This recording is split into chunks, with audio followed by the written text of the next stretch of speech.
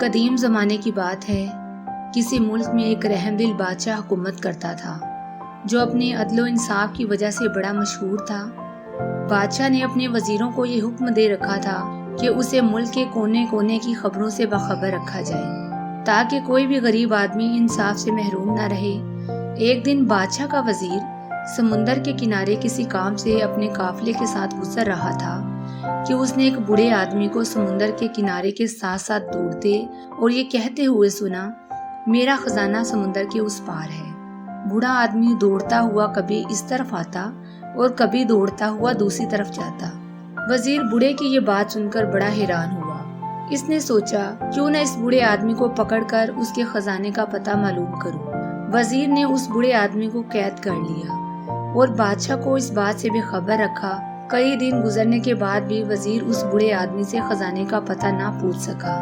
وزیر نے سوچا کہ میں بوڑھے آدمی کا بتایا ہوا خزانہ حاصل کرنے کے بعد ملک کا امیر ترین آدمی بن جاؤں گا، مگر اس کا خواب پورا نہ ہو سکا۔ وزیر بوڑھے آدمی کو روز مارتا اور ایک ہی سوال پوچھتا کہ خزانہ کہاں ہے، مگر بوڑھا ایک ہی جواب دیتا کہ میرا خزانہ سمندر کے اس پار ہے۔ وزیر بوڑھے کی روز کی ایک ہی بات سن کر تنگ آ چکا تھا۔ وہ سمجھ گیا کہ بوڑھے کے پاس کوئی خزانہ نہیں ہے۔ اگر کوئی خزانہ ہوتا تو یہ پھٹے پرانے کپڑوں کے ساتھ سمندر کے کنارے زندگی بسر نہ کرتا۔ یہ تو کوئی مجھے پاگل دیوانہ لگتا ہے۔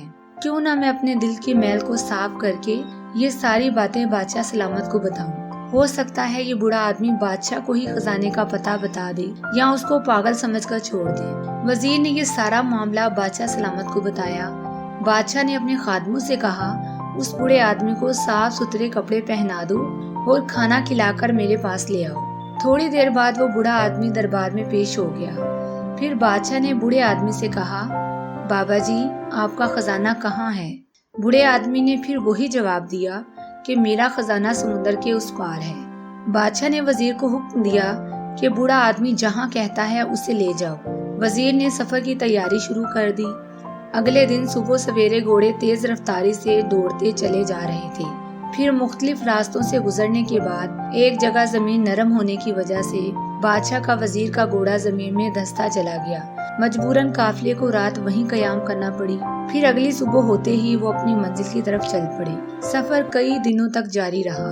جنگلوں سے نکل کر قافلے نے پہاڑوں کا رخ کیا، پھر سمندر پار کیا تو ایک تنگ سی پہاڑی سے گزر کر قافلہ وہاں پہنچا، اس لیے گھوڑوں کو باہر رکنا پڑا۔ پھر بوڑھا آدمی خوشی سے سب کو چھوڑ کر ایک غار کے اندر چلا گیا جہاں اس نے اپنا خزانہ دبایا ہوا تھا۔ غار کے اندر جا کر بوڑھے آدمی نے قافلے والوں کو آواز دی، آ جاؤ میرے ساتھیوں، خزانہ مل گیا ہے۔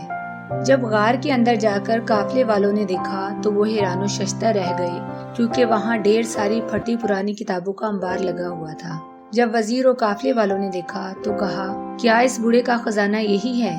مگر اب قافلے والے بھی کیا کر سکتے تھے جب وزیر اور اس کے ساتھی پھٹی پرانی کتابوں کو گھوڑوں پر لاد کر بادشاہ کے محل میں پہنچے تو بادشاہ بوڑھے آدمی کی پھٹی پرانی کتابیں دیکھ کر حیران رہ گیا اور دل میں سوچنے لگا کہ کیا بوڑھے آدمی کا خزانہ یہ پھٹی پرانی کتابیں ہی ہیں؟ مگر بادشاہ عقل مند تھا۔ اس نے بوڑھے آدمی سے پوچھا، بابا جی آپ ان کتابوں کی قیمت مجھ سے کیا لیں گے؟ بوڑھے آدمی نے جواب دیا، میں یہ کتابیں کسی قیمت پر نہیں بیچوں گا، کیونکہ یہ کتابیں میرے بزرگوں نے اپنے بزرگوں سے لی تھیں۔ بادشاہ بوڑھے آدمی کی یہ بات سن کر بڑا حیران ہوا۔ بادشاہ نے ایک مرتبہ پھر بوڑھے آدمی سے کہا، آپ مجھ سے ان کتابوں کے بدلے میں آدھی بادشاہت لے لیں، کیا آپ کو یہ سودا منظور ہے؟ بوڑھے آدمی نے پھر کتابیں دینے سے انکار کر دیا۔ بادشاہ نے بوڑھے آدمی کو ہر طرح سے آزما لیا۔ بوڑھے آدمی نے آخر کار کہا کہ بادشاہ سلامت، اگر آپ مجھے ساری بادشاہت بھی دے دیں تب بھی میں اپنے بزرگوں کی امانت آپ کو نہیں دوں گا۔ بادشاہ بوڑھے کی بات سن کر بہت خوش ہوا اور کہا کہ علم بہت بڑی دولت ہے۔ بادشاہ نے بوڑھے آدمی کی شاگردی اختیار کر لی اور ایک عالم کا شاگرد کہلوانے میں فخر محسوس کیا۔ بے شک درخت اپنے پھل سے اور انسان اپنے عمل سے پہچانا جاتا ہے۔